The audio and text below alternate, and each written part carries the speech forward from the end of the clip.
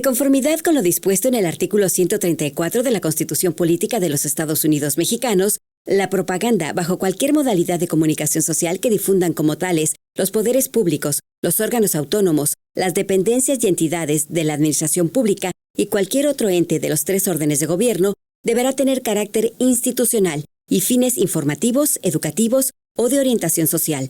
Las personas servidoras públicas tienen en todo tiempo la obligación de aplicar con imparcialidad los recursos públicos que están bajo su responsabilidad, sin influir en la equidad de la competencia entre los partidos políticos. Muy buenas noches. De acuerdo a datos del Instituto Nacional Electoral, en 2018, año en que se eligió presidente de la República, solamente el 53% de las y los jóvenes de 19 a 34 años de edad emitió su voto, lo que les posiciona como el grupo con mayor abstencionismo. Y de acuerdo a esos resultados de la elección de 2018, el grupo poblacional de gente que más vota se encuentra de los 65 a los 69 años de edad, con un 73.3%. De acuerdo a estas cifras, podemos concluir que las juventudes son el sector que menos vota en México, al menos conforme a las más recientes elecciones de las últimas décadas. Y por eso hoy nos preguntamos aquí en La Nocturna, si las juventudes son el sector de la población que menos vota, ¿cómo incentivar el voto joven? Y para conversar sobre este tema, dialogar y socializar este asunto, recibo con mucho gusto a nuestros invitados de esta noche. El doctor José Fredman, catedrático en la Universidad de Monterrey y también coordinador del Instituto de Estudios Políticos de la misma Casa de Estudios, la UDEM. Buenas noches. Buenas noches, bienvenido. Roberto, gracias por la invitación. Gracias a ti por acompañarnos y por sumarte a esta conversación, así como el maestro Brian Olalde, impulsor del cambio en Quibernus Nuevo León, activista y mediador privado de conflictos. Buenas noches. Buenas noches, muchas gracias por invitarme, Roberto. Bienvenidos ambos. Y comienzo preguntándoles, de entrada, ¿qué lectura le podemos dar, qué lectura le dan ustedes a esta situación que ya ponía yo en contexto un poco con los datos? La referencia más cercana a la elección de 2018, en el que las juventudes fueron el grupo que menos votó, con solo el 53% de quienes están en ese sector, en esa edad, solamente el 53% acudió a ejercer su voto. ¿Quién de los dos comienza? Bueno, primero, pues en una primera lectura convencional, ¿sí? Pues podríamos decir lo que la gente dice de los jóvenes son apáticos, no les gusta participar, no les interesa su ciudad, pero yo creo que es algo más profundo lo que debemos de analizar, es decir, el por qué en realidad, ¿sí? Si bien el primer votante a los 18 acude a la urna, ¿por qué a los 19, 20, 21 años va descendiendo un poquito esa votación? Y creo que ese desencanto, como se refiere, en la desconfianza que ya algunas instituciones y partidos nos han estado pues dejando, y en las noticias que vemos día con día. En esa primera línea platicaba el día de hoy, precisamente hace unas horas, con un compañero de la maestría en educación que estuvo conmigo, y él está al frente de grupos de prepa, ¿sí?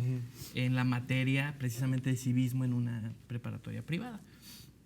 Y quizás uno ya lo ve de esos 31, 32 años de una perspectiva diferente, de cómo nos adentramos primero en la democracia.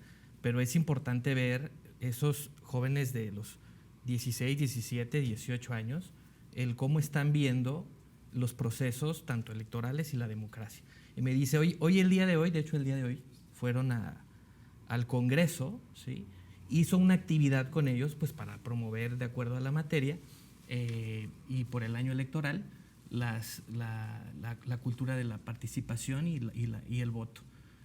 Y pues lo primero que me refiere es que hay pues una falta de interés en los jóvenes, pero que también hay responsabilidad de nuestro lado desde la casa, desde la empresa, como padres de familia, hermanos y como ciudadanos simplemente. Entonces, más o menos para adentrarnos un poquito a la charla. Primera lectura.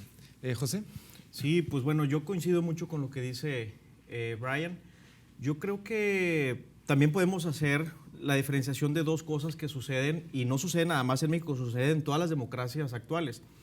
Por un lado es que la crisis de las democracias son crisis de la democracia representativa. Y cuando hablamos de que hay una crisis representativa, significa que hay instituciones representativas que están fallando. ¿Cuáles son esas? Principalmente los congresos, los partidos y el gobierno. Entonces, esos datos de la falta de, probablemente de interés, que se combina con la desconfianza, que puede generar apatía y en consecuencia una poca participación de los jóvenes, pues tendríamos que voltear, creo, a esas tres instituciones. ¿Qué están haciendo los gobiernos? ¿Qué están haciendo los partidos? ¿Y qué están haciendo los congresos? Esa como que es una primera lectura en términos de crisis democrática representativa. Y por otro lado, está la cuestión electoral. También es ya como un consenso en la ciencia política, sobre todo latinoamericana, que los regímenes autoritarios o los líderes autoritarios llegan ya no por golpes de Estado ni golpes militares, sino llegan por medio de las elecciones, de las urnas. O sea, casi todos los gobernantes autoritarios que están ahorita ocupando un puesto llegaron por la vía democrática, o es decir, por el voto. Y se mantienen por la vía democrática. Y se mantienen por la vía democrática. Entonces, yo creo que pondría sobre la mesa esos dos aspectos, fijarnos muy bien en el papel que tienen esas instituciones representativas y ver también cómo es el proceso electoral. Porque recordemos que las elecciones es un proceso, no solamente es el 2 de junio que vamos a ir a votar. El proceso electoral inició desde el año pasado y durante todo este proceso ha habido absolutamente, ahora sí que de todo. Ha habido muertes, ha habido violencia. Nuevo León es un caso, apenas la semana pasada en el Carmen, es un caso también que uno tiene que estar prestando atención. Entonces, y con esto finalizo, pongo un dato sobre la mesa. En México, casi el 50%, casi el 50%, de acuerdo con la encuesta de la POP, que es de opinión pública de la Universidad de Vanderbilt, casi el 50% del mexicano no confía en el proceso electoral. Habrá que preguntarnos por qué no confiamos en el proceso. Sí podemos confiar en la institución, que es el INE, pero la gente no confía en el proceso. Okay. Hay que prestar atención en eso. Una de las defensas del INE o de quienes han estado defendiendo al INE recientemente, e incluso ellos mismos, ¿no? El mismo INE se defiende diciendo que las elecciones las hace la misma gente, ¿verdad? Entonces, ¿qué estará pasando ahí? Me llama la atención este dato que nos das, el del 50% de la gente que no confía en el proceso, confían en la institución, pero ya cuando la institución como que abre el proceso para que sea la misma gente con sus propias manos organizando la elección, ahí es donde se pierde la confianza. Exactamente. ¿Esto estará afectando también en el tema de las juventudes? Completamente. Eso, por ejemplo, hay estudios que hablan sobre la integridad electoral. Y cuando hablamos de integridad electoral estamos hablando qué tanta violencia hay en el proceso electoral y una cosa bien interesante, qué tanto clientelismo electoral existe. Y todo esto que estoy diciendo la gente lo palpa, los jóvenes lo están viendo. Entonces, yo creo que sí hay que prestar atención en qué es lo que están recibiendo los jóvenes en este proceso electoral. Y seamos claros, está recibiendo violencia, está recibiendo polarización, está recibiendo pues una mercadotecnia política que puede ser atractiva para Instagram, pero quizás ya no sea tan atractiva cuando nos ponemos a pensar, bueno, ¿y cómo la gente que quiere y que busca el voto, cómo va a gobernar? Claro. ¿Cómo ves estos aspectos, Brian? ¿Y realmente los jóvenes, las y los jóvenes, estarán siendo conscientes de todo esto que nos acaba de enlistar José? Pues claro que estamos siendo conscientes. Tan es así que es bien distinto el tipo de comunicación pues, que actualmente se tiene con las juventudes de los 18, 19 años, ahora los 31, 30, 34. Ya nos ampliaron un poquito más el margen de juventud. Ya se amplió mucho. Sí. Y sobre todo porque nuestra generación pues tenemos mucha información a la mano. Hay más medios de comunicación, 100% digitales, ¿sí? Ya no impresos, y hay demasiada información al momento. Entonces es muy complicado y es todo un gran reto para instituciones y también para aspirantes a algún cargo de elección popular, saber cómo llegarle con información pues precisa de cómo se vive el día a día. Entonces, hablando un poquito del tema de seguridad o inseguridades, este año llevamos 20 y tantos atentados a candidatos y 16 o 17 que han muerto precisamente en el país, ¿no? Entonces, claro que lo escuchamos, lo vemos en redes sociales.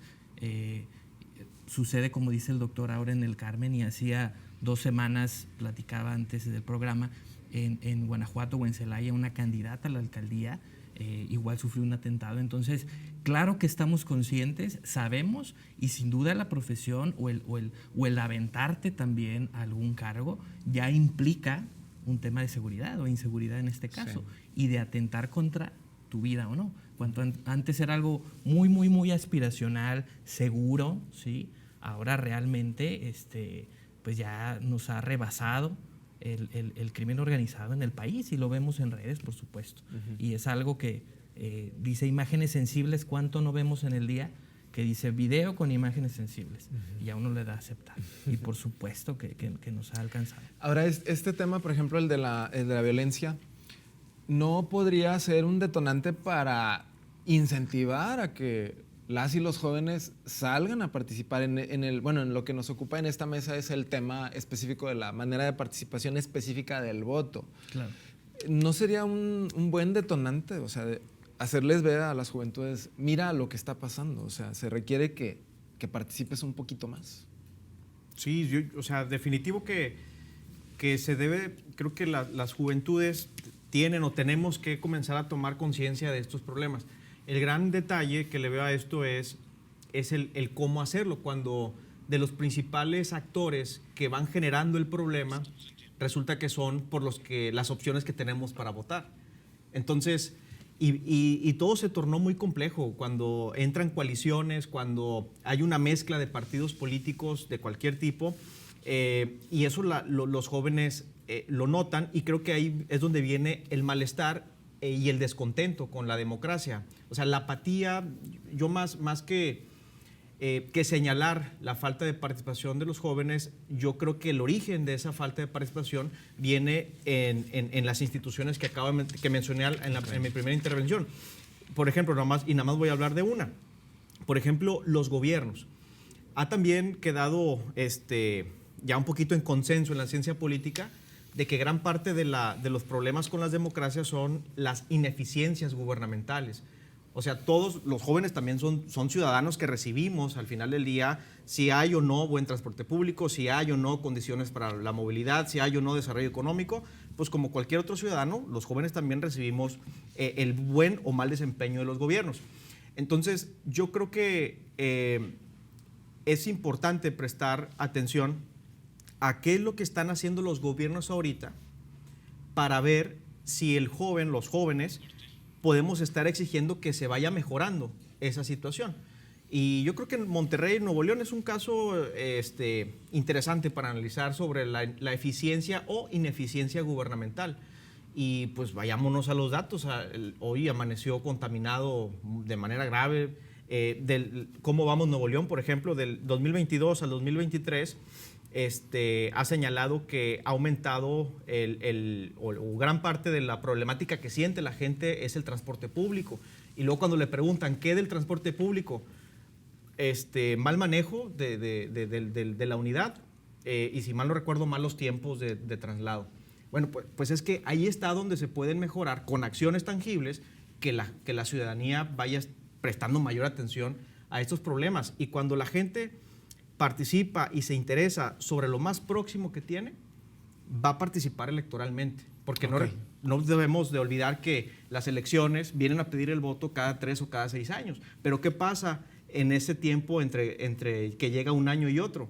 Pues ¿qué pasa? Pues están los gobiernos, están los partidos. Bueno, ¿ellos qué están haciendo? Sí, ahí hay una queja, de hecho, muy recurrente entre la gente de que los candidatos o candidatas ya no regresan, o sea, solo van a pedir el voto y ya no regresan hasta 3 años después. Ahorita vamos a marcar el primer corte de este espacio y ahorita regresamos para seguir platicando. Estamos aquí en La Nocturna hablando sobre cómo incentivar el voto entre las juventudes, ahora que ya viene este proceso electoral del 2 de junio. Más bien estamos en proceso electoral y el 2 de junio son las elecciones. Regresamos a La Nocturna.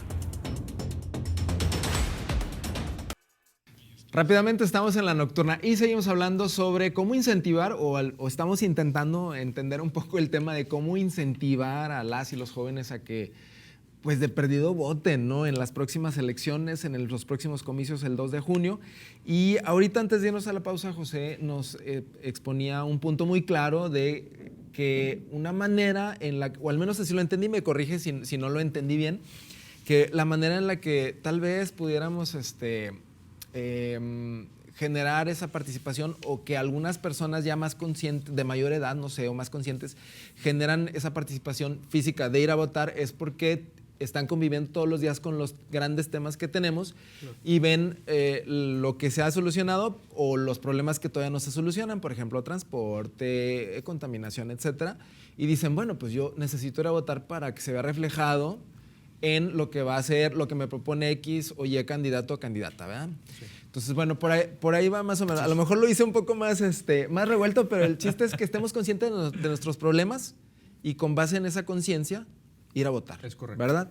Entonces, Brian, yo te pregunto, ¿coincides con esto? Bueno, o sea, ¿y cómo hacerle para que los jóvenes sean conscientes, ¿verdad? Si están viviendo los problemas día a día. Sí, en ese sentido, la intervención que hiciste fue, si estos problemas que se viven partiendo en el tema de inseguridad deberían de o no incentivar a los jóvenes para participar dentro de todo el proceso electoral, o viéndolo ya más grande dentro de la democracia, yo diría que partimos en problemáticas muy distintas. Okay. Una, es cierto, como dice el doctor, y me tocó vivirlo a mí cuando joven, que hacía en trayectos 2 horas a veces hasta la universidad o a la preparatoria, y de regreso igual, y vives problemáticas distintas, ¿no? Como son los baches, que eso es interminable, y cada 3 años nos van a decir que se van a acabar, ¿sí?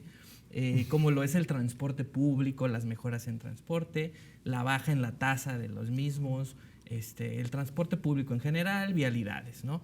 Pero yendo por el lado de la inseguridad, o un tema que en Nuevo León no podríamos compararlo, la realidad, con otros estados que viven, digamos, Guerrero, Michoacán, Guanajuato, que tienen un tema latente de día con día de atentados contra la vida. Entonces, si ahí ves de que en la colonia de a un lado el candidato tuvo un atentado, inclusive les dispararon, o a la gente que está haciendo un tema de activaciones, al menos en la calle, pues los jóvenes, ¿cuánto vale tu vida? Aquí es la pregunta, ¿cuánto valdría tu vida contra un cargo de elección o contra una candidatura? Pues yo creo que la vida, sin duda, dice, ¿sabes qué? Yo no le entro. Y ¿sabes qué? Mandemos, o que vaya otro chivo expiatorio. Son problemáticas muy distintas que sin duda debería de estar sobre la agenda, que pues qué bueno que en Nuevo León no estamos tan cercanos y estamos lejanos a esos estados en cuanto a este tipo de crímenes, pero es decisivo por quienes votemos para que aún sigamos con un plan de seguridad bueno, con un tema de policías bien entrenados, capacitados, pues en estas próximas elecciones, ¿no? Ok, y en el caso aquí de Nuevo León, ¿cómo hacerle para que los jóvenes sean conscientes justamente de eso? O sea, que sepan, o sea, que muchos de los problemas, si no se resuelven al momento de ir a votar, cuando menos es el inicio para empezar a resolver los grandes temas o los temas que tienen ahí a la vuelta. Sí. Por ejemplo, ¿cómo generar esa conciencia? Me quedé pensando mucho en lo que dice Brian. Efectivamente, creo que hay una línea de ideas para debatir. Corrupción y seguridad son los grandes temas y algo que traemos arrastrando desde hace muchísimos años, y combatirlo es sumamente complejo, y resolver el problema, pues, aún más. ¿El de la inseguridad? Inseguridad y corrupción, por ejemplo. Ese es un tema. El otro, yo creo que cuando decíamos, y va empatado con lo que dices, o sea, cómo generar esa conciencia, pues yo creo que están los mecanismos, los tiene el propio gobierno, el propio Estado, las instituciones del Estado tienen esos mecanismos, creo, para llamar a rendir cuentas a los políticos, a los funcionarios incluso. El problema es que la sociedad, por ejemplo, no conocemos, la ciudadanía no conocemos del todo cuáles son esos mecanismos para hacer que los políticos y los gobernantes rindan cuentas ante la ciudadanía. Es por eso que hay una serie de impunidad, una serie de problemas, y resulta que siempre son los mismos que se están reciclando. Y ahora peor, ya no se reciclan en el mismo partido, sino que se reciclan en otros partidos. Entonces, eso también va obstaculizando la toma de conciencia de los jóvenes. Y una tercera idea que creo que también me parece que es interesante analizarla, que es cuando son elecciones, también tenemos que estar buscando un programa y un proyecto político. Y yo creo que eso es lo que ha faltado en toda la campaña de todos los partidos y en los 3 niveles. O sea, hace falta, creo, la presentación de un proyecto político, de un programa político. No solamente, como dice Brian, cada 3 años nos van a resolver el problema de los baches. Pues eso es mentira, porque no es así, no ha sucedido así. Pero si presentaran un proyecto político de cómo reducir los índices de tal y cual cosa, de una manera, así como utilizan las redes sociales para hacer una rifa y para hacer, tirarle y hacer memes y videos de los candidatos o candidatas de oponentes, pues también hacer con esa creatividad en redes sociales, utilizarla y encaminándola para presentar un programa y un proyecto político. Pero como no sucede eso, yo creo que por eso estamos aquí hablando de cómo motivar y cómo incentivar, y estoy casi seguro que dentro de 3 años va a pasar lo mismo cuando sea la elección a la gubernatura en Nuevo León, y espero equivocarme, sinceramente, espero equivocarme, pero a cómo van las cosas, yo creo que no va a cambiar mucho. Entonces es el reto, y ahora sí, ¿cómo hacerlo? Tampoco podemos dejarle todo, absolutamente todo, a los políticos. Sino, por ejemplo, este programa, lo que tú estás haciendo, Roberto, de poner sobre la mesa de análisis estos temas es sumamente importante. Le llegará y le va a llegar y le tiene que llegar a las juventudes, y ellos sabrán cómo van asimilando todo esto que estamos diciendo. O sea, digamos que de tu parte está ese granito de arena para poder solucionar el problema. Y lo mismo las universidades, y lo mismo las empresas, y lo mismo otros sectores de la población, la sociedad civil organizada. Tenemos organizaciones civiles de todo, sí, de todo, absolutamente todo. Bueno, pues si hubiese un proyecto político, por ejemplo, un proyecto en conjunto donde sumaran en verdad voluntades para mejorar las condiciones, yo creo que otra cosa sería. Esa es mi opinión. Ok. Brian. Pues sin duda el cómo llegarle o el lenguaje que se está usando en primera es incorrecto, porque hacía yo algunas anotaciones y en preguntas, y cuando uno empieza a hablar y de que los jóvenes somos, okay, ¿sí?, quienes estamos en esta mesa en primero, ¿no? Que si hay una diferencia generacional totalmente, porque es diferente las charlas que tenemos con algún primo o sobrino de 18 años, de 20 años, de 25 años, es correcto. El gran tema, sin duda en cuestión, es no cómo hablarle, sino cómo incluirnos. Okay. Y cómo te incluyes. Yo recuerdo, y todos los comentarios son muy, muy personales y a carácter personal, que mi primer incursión en la vida democrática en Nuevo León fue cuando estaba en preparatoria y en universidad. Eran las elecciones y pues le entra la planilla y pues ya sabes, ¿no? Quedas. Coincidió en ese entonces, 2012, con elecciones también aquí en Nuevo León. Y en ese entonces me invitaron a formar parte de una asociación civil, ¿sí?, que promueve los valores éticos y cívicos en jóvenes, en niños y jóvenes. Y en conjunto con la Comisión Estatal Electoral y con el IFE en ese entonces, coorganizamos las plataformas de los candidatos, ¿sí?, y las propuestas con jóvenes, cuestionando en cada universidad y entre jóvenes, y con preguntas también detonantes de qué te importa a ti en tu universidad, en tu colegio, en tu casa. Y así era como te encantas en ese entonces. Y yo recuerdo en esa primera votación, pues claro, animadísimo. ¿Qué pasa después? Cuando pasa 1 año, 2 años, y el que te decía que iba a ser totalmente distinto, cae en las mismas prácticas que el anterior candidato, y empiezan a sacarle que si las cuentas, que si los contratos con gobierno, pues decae la verdad ese ánimo, ese interés. Yo te puedo decir que mi ánimo y mi interés de esa edad al día de hoy es más bajo, pero más crítico. Es decir, no dejo de lado una obligación que tenemos, una obligación cívica, y eso es lo importante que debemos al público que nos escucha, ya sean padres de familia, ya sean jóvenes también, incentivar y saber que estamos obligados y que hay una obligación también de que nosotros decidamos, no que alguien más decida por nosotros y simplemente no ir a votar. Yo creo que en esa línea de ideas es esa preocupación que debemos de tener desde la casa, en la casa y hasta que llegas al trabajo, ¿sí? Porque empieza una mesa de charla a decir y hablar sobre las elecciones, y siempre vas a encontrar quien dice, no, de política no hables, ¿no? Oye, de aquí en esta mesa no. Oye, qué hueva, ¿no? Pero si escuchas la canción que está en tendencia en Spotify, ¿sí? Y otros jóvenes ven videos y empiezas a hacer memes, pues es otra forma también que los políticos están haciendo su comunicación y de llegarle a los jóvenes, claro, y de saber cómo gancharlos. O sea, hay que ver esa preocupación que también se tiene por los actores políticos o por los candidatos de llegarle a las juventudes, ¿no?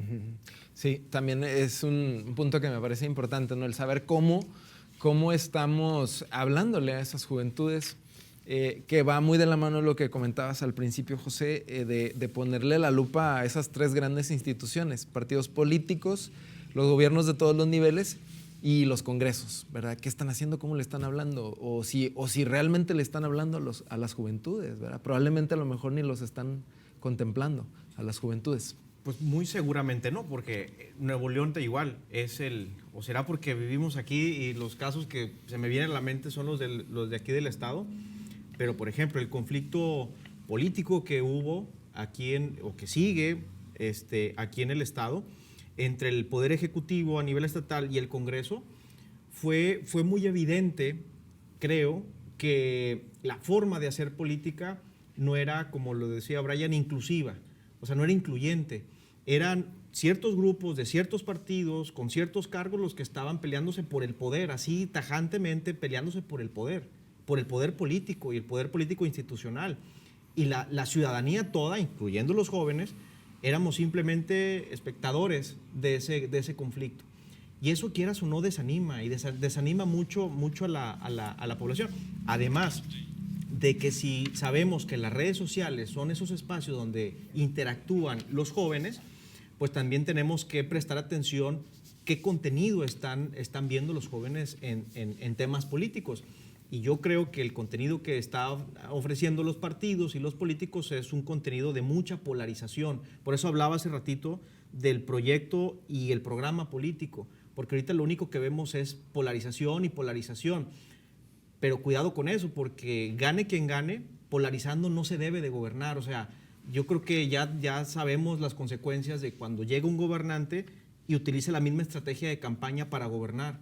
Y eso no hace daño, o sea, eso hace mucho daño en verdad. Y yo creo que, ¿cómo mejorar? La gran pregunta que estamos aquí en la mesa es cómo ir mejorando. También creo que Brian dijo un tema sumamente interesante.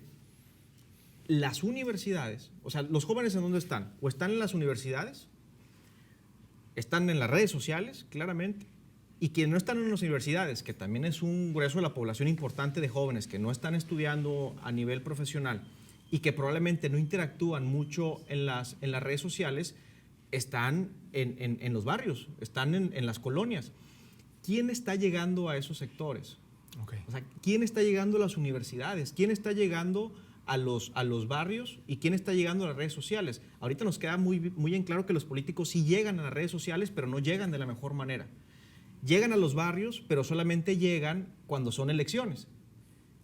Entonces, yo siempre he considerado, o quizás es parte de mi sesgo, porque mi vida ha sido en la universidad, creo que la universidad, todas, y sobre todo Nuevo León, que tiene las universidades más importantes del país, y de la región norestense sobre todo, pues tenemos una gran responsabilidad.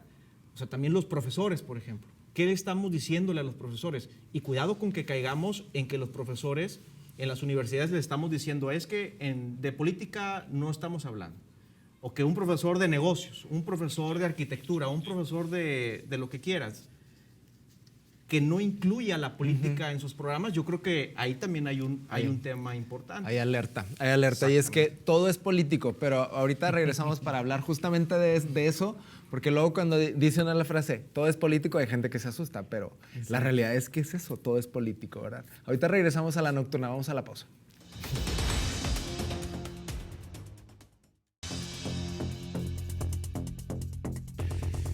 Estamos de regreso en la nocturna. Estamos hablando sobre el voto joven, las juventudes que desgraciadamente pues no acuden a votar. Según las cifras del propio INE, el 53% de los jóvenes de 18 a 34 años, de 19 a 34 años no acudieron a votar en la última elección presidencial, que fue la de 2018.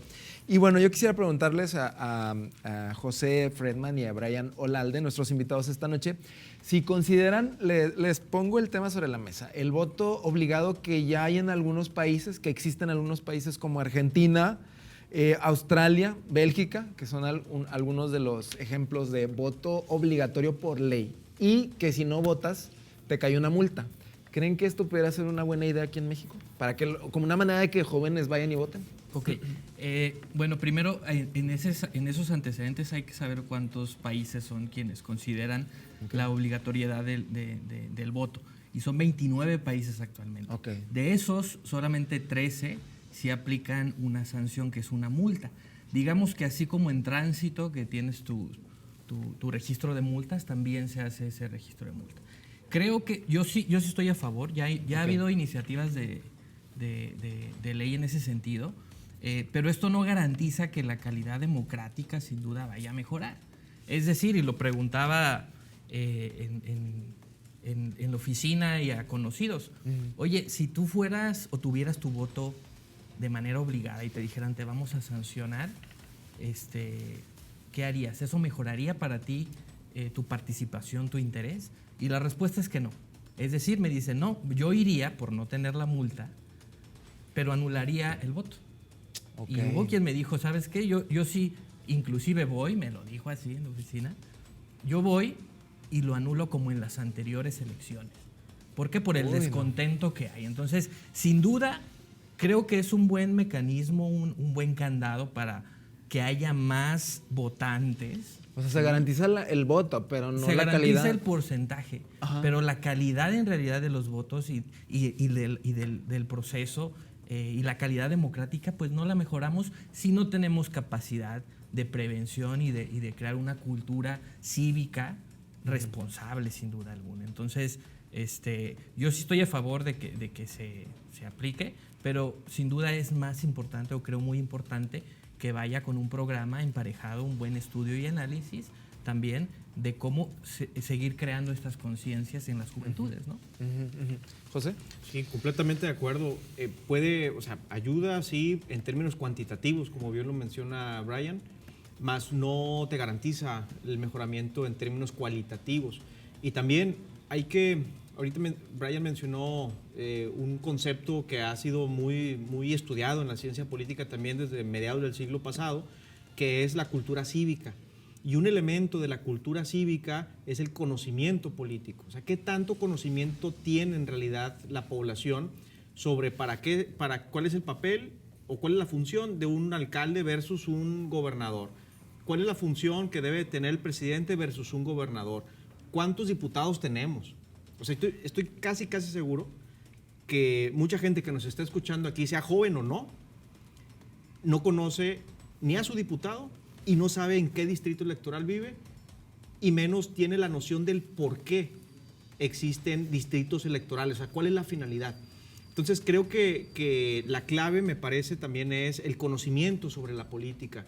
Hace ratito tú mencionaste, todo es político, efectivamente, todo es político. Otra cosa muy distinta es que todo sea partidista. Hay que diferenciar. Hay que diferenciar. Pero político es todo, absolutamente todo.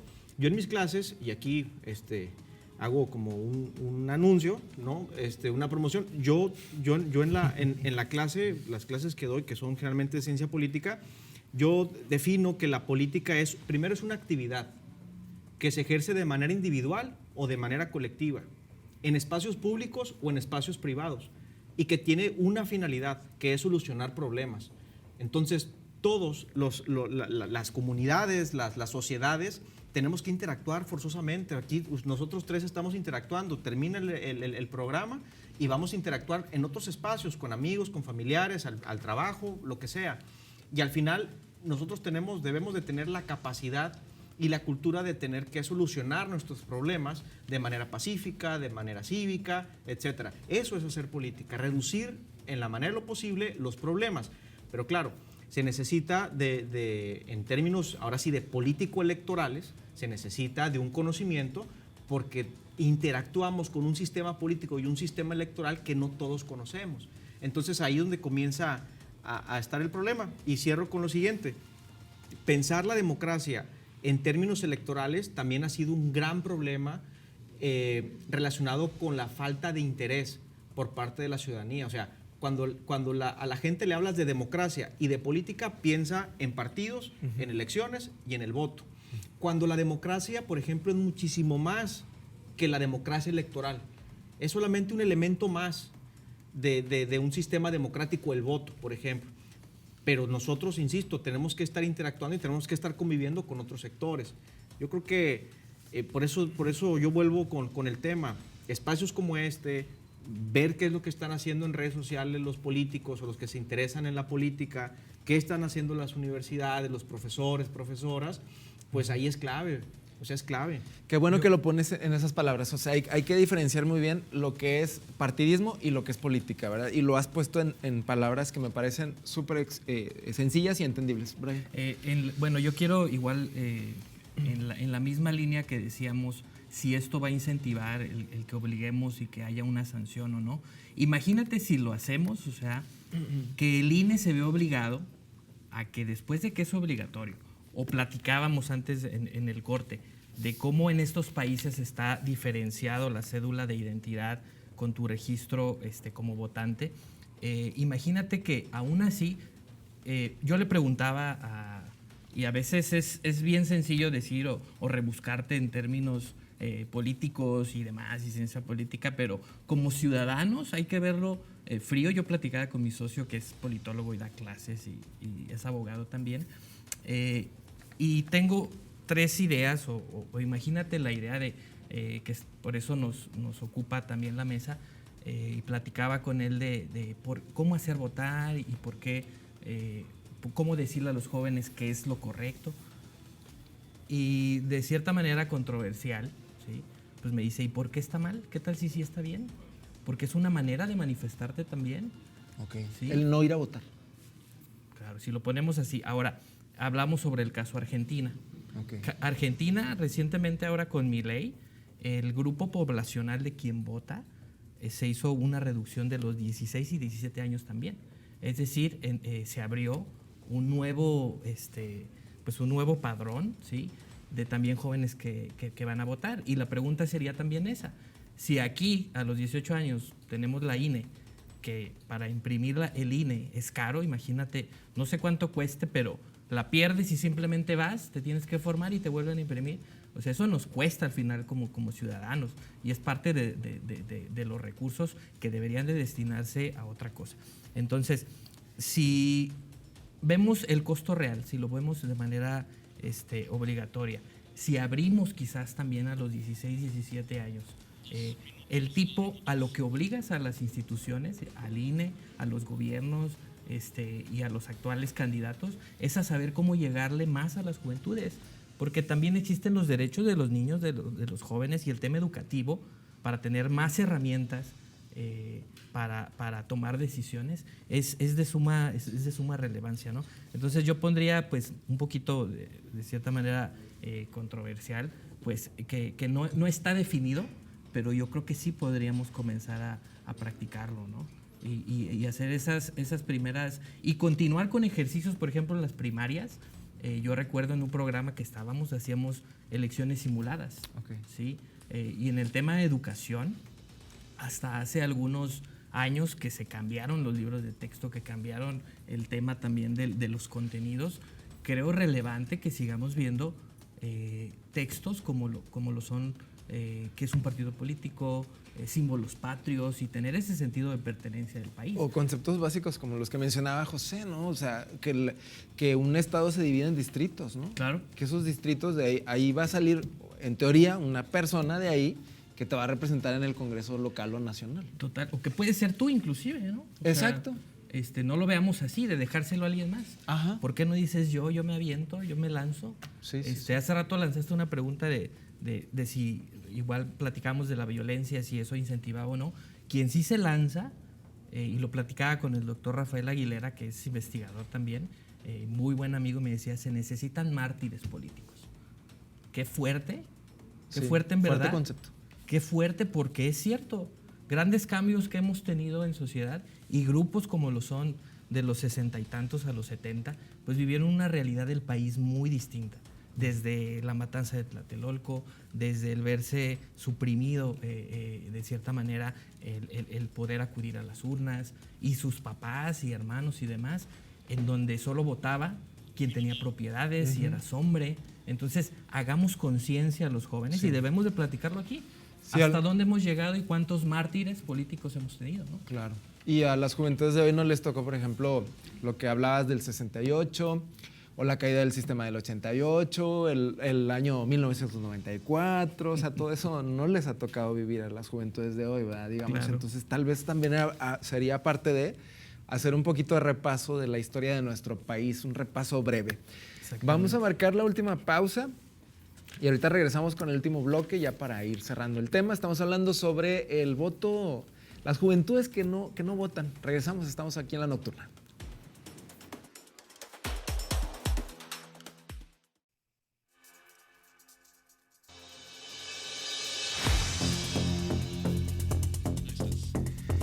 Ya estamos de regreso aquí en La Nocturna y seguimos hablando sobre el voto joven que nos pues falta, ¿no? De acuerdo a las cifras del INE, bueno, el grupo poblacional que menos vota aquí en México son las y los jóvenes de 19 a 34 años.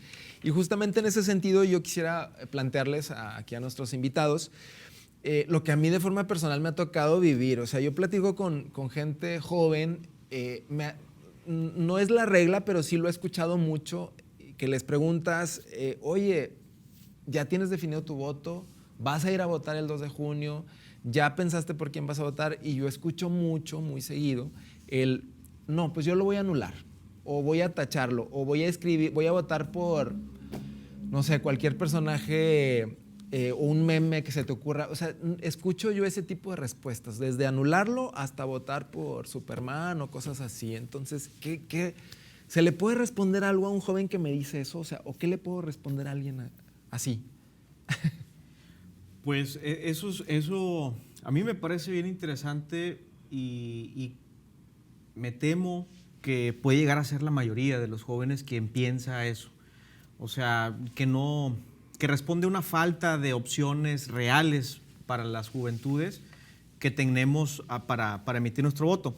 Lo que yo diría, y quizás es lo que yo pienso y me digo a mí mismo también, porque ese sentimiento creo que traspasa la edad. Yo creo que hay unos jóvenes ya no tan jóvenes que también están tan desencantados y decepcionados.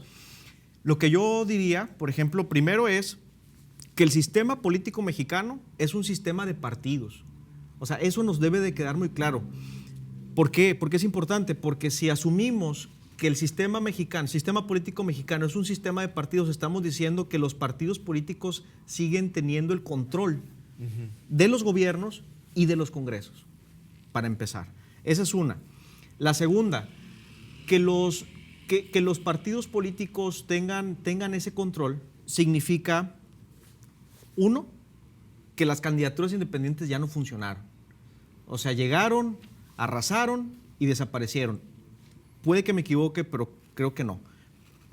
Solamente un candidato independiente, candidata en este caso, hay en el proceso electoral en todo Nuevo León, y es la candidata independiente a la alcaldía de San Pedro. Ya no hay más. No hay en todos los puestos que se van a elegir, sí, no hay candidatos independientes. Se redujeron conforme de tener un gobernador, sí, a no tener absolutamente nada, ni siquiera alcaldes, probablemente vayan a tener. Entonces, esa es una, entender que aunque no vayamos a votar o aunque anulemos nuestro voto, los partidos políticos tienen estructuras que sí van a ir a votar y que sí van a emitir el voto y que van a hacer que ganen el partido al que están trabajando o el que están representando. Es decir, cuando nosotros anulamos nuestro voto, me parece, cuando no acudimos a votar, en lugar de manifestar o de expresar una inconformidad con el sistema político, yo creo que en la práctica más bien le estás ayudando a que ciertos partidos, sobre todo los que están gobernando, que tienen una maquinaria mayor para operar electoralmente, pues estén ganando elecciones. Y eso fue lo que nos pasó en este país. O sea, tuvimos hace ratito también hablado, Roberto, de que el gran problema de los jóvenes es que no vivimos, por ejemplo, en un régimen de partido único. O sea, yo nací en el 91, por ejemplo. Seguía gobernando el PRI, pero pues ya era un niño. Yo no tenía conciencia política. Cuando tuve conciencia política ya había ganado el PAN a nivel federal, ya había ganado el PAN, por ejemplo, a nivel estatal. Entonces, como que a veces no valoramos mucho el poder que tiene nuestro voto. Entonces, yo es lo que llevaría a la reflexión, y es muy difícil claramente hacerlo, pero yo llevaría a la reflexión. Anulas tu voto o no vas a votar, estás indirectamente apoyando justamente lo que quieres eliminar, que son los partidos políticos. Okay. Entonces, yo por ahí iría. Ok. Brian. Sí, en esa línea que dice el doctor José, es de que no valoramos el voto, coincido totalmente. Platicábamos hace rato de cuántas generaciones llegó para tener un sistema democrático, instituciones que si bien nunca vamos a estar conformes que sean las mejores, pues son sólidas, tienen sus raíces, o sea, y tenemos una pluralidad también de personajes que nos representan. Con respecto a las candidaturas independientes, creo también ciertamente que ya no funcionaron, ya no jalaron, y era una manera inclusive de esos jóvenes que se decepcionaron, porque muchos al no encontrar en un partido político una oportunidad para entrarle, ¿sí?, pues se van con otros partidos que sí, sabes que te arropo y vámonos y éntrale y eres joven y estudias en la universidad, y se dieron muchas candidaturas así en partidos nuevos o emergentes, y las candidaturas independientes de jóvenes sobre todo. Pero te ves, y es cierto, el discurso de los partidos es, tenemos en el Congreso tanto porcentaje, un 10% que le asignamos a los jóvenes en las candidaturas. Otro partido dice, ¿sabes qué? 1 de cada 3 o 1 de cada 4 es un candidato joven. Y sí, pero hay que ver quién es el candidato. ¿Por qué? Porque te topas que es el hijo del que está al frente del partido o que estaba en el mismo municipio, y no es una garantía también de que hay una buena representación de las juventudes. Entonces, yo creo que sí, el ejemplo de cómo llegarle, regresando a esa pregunta, pues sin duda el ejemplo arrasa. O sea, y hablando de redes sociales, creo que teniendo un dinamismo, los memes también es manera de crear política. ¿Por qué vemos una candidata que se equivoca y le entramos, ¿sabes qué? O un candidato que tiene en el número 1 de Spotify como más escuchado a nivel nacional, pues también hay ya política en las redes sociales. Pero más que eso, yo creo que hacer conciencia dentro de los espacios que estamos, digamos, esta mesa, y lo pongo cuando me preguntan de qué tan importante es el votar o no, pues digamos un grupito de WhatsApp. Cuando entre un grupo de amigos te vas a poner de acuerdo y haces un grupo de WhatsApp y dices, ¿sabes qué? ¿A dónde vamos a comer? Que es bien complicado a veces ponerte de acuerdo, y así es la democracia. Oye, pues, ¿sabes qué? Vamos a comer sushi. Unos sí contestan, unos investigan, unos te ponen a dónde ir, otros simplemente están de espectadores, como el meme de Juan Gabriel, ¿no?, que nada más está viendo. Y es así la democracia, pero explicárselos que al final ¿a dónde vas a ir a comer? O sea, a la mesa, si estuviéramos aquí 10, de esos 5 contestaron y al final 3 o 2 decidieron, y sobre ese lugar van a ir todos. Uh-huh. Así es la democracia, así son las votaciones. Es decir, si estás en el restaurante como un comensal, vas a poder votar, y si no, pues eres parte del menú y te van a comer. Uh-huh. Es decir, alguien más va a estar votando por ti. Y alguien más va a estar en la mesa comiendo por ti. Sí, ¿no? Sí. El ejemplo, 2, 3 personas eligen lo que la mayoría va a hacer, llevado al nivel público o al nivel macro, pues así son las elecciones, ¿verdad? La gente que fue a votar es la que va a decidir por el resto. Y hay que ponerlo así en palabras simples, para no rebuscarnos, sí, y empezar, que es también un error por parte de las instituciones y los partidos, el querer ponerle dialecto bien rebuscado y hablar de conceptos que muchos jóvenes todavía no están familiarizados. Si le hablas en un diálogo de tu realidad, y en vez de preocuparte en redes sociales, los candidatos y los partidos e instituciones se preocupan en cómo hablarles, uh-huh, ¿sí?, qué decirles, pero ¿por qué no se preocupan de cómo incluirlos? Uh-huh. Es decir, que un partido, un candidato o el partido te haga incluyente en la mesa de propuestas. Okay. Y que partas de ahí en tu plataforma que traes y tus propuestas, sabes que hay una comisión. Y no nada más invitar a los jóvenes, porque y recién si lo haces, hace poquito le escribo a un candidato y le digo, oye, para participar estoy abierto por ser amistad, ¿no? Y sí, vente a tal recorrido. Eso quiere decir, también no te desanimes tú, joven, si te invitan y estás en brigadas, pegando calcas. O sea, no le quita el mérito y la importancia, pero creo que también debes de exigir o debemos de exigir posiciones y que nuestros comentarios, nuestras propuestas se incluyan y exigirles también.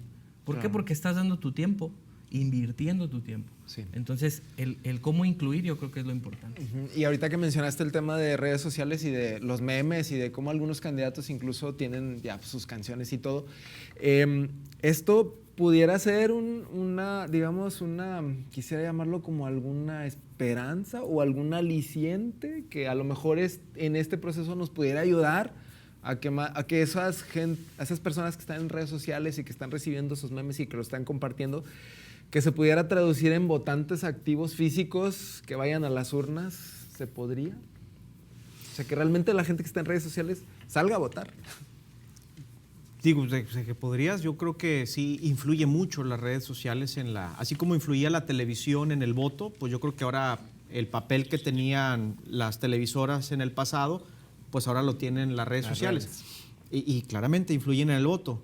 Yo lo que, aún así, no soy soy un poquito más negativo con el papel de las redes sociales, porque al menos lo que me parece que está sucediendo es que un problema grave es el populismo en las democracias. Al principio yo hablaba de que por vías electorales llegan los autoritarios, normalmente.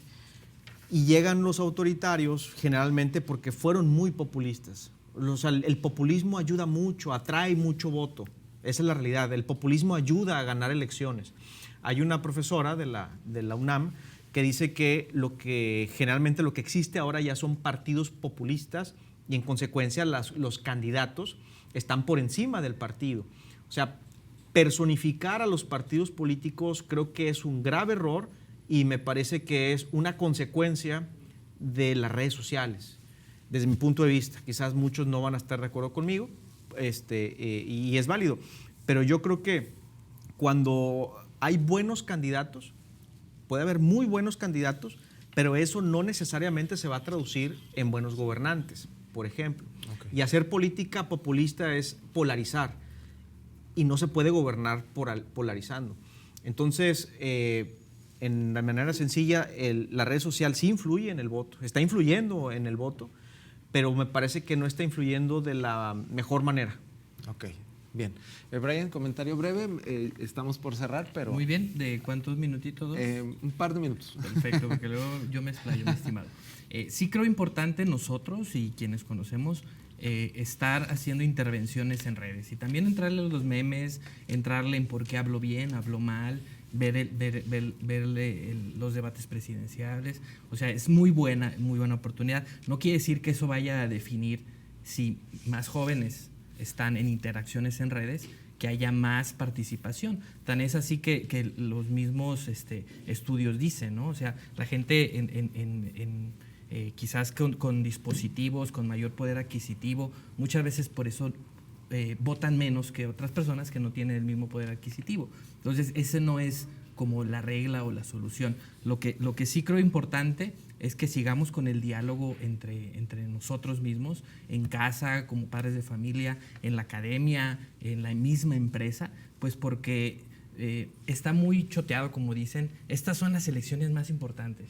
Y el 40%, en ese sentido, güey, el 40% de los jóvenes somos parte del padrón y somos quienes vamos a definir.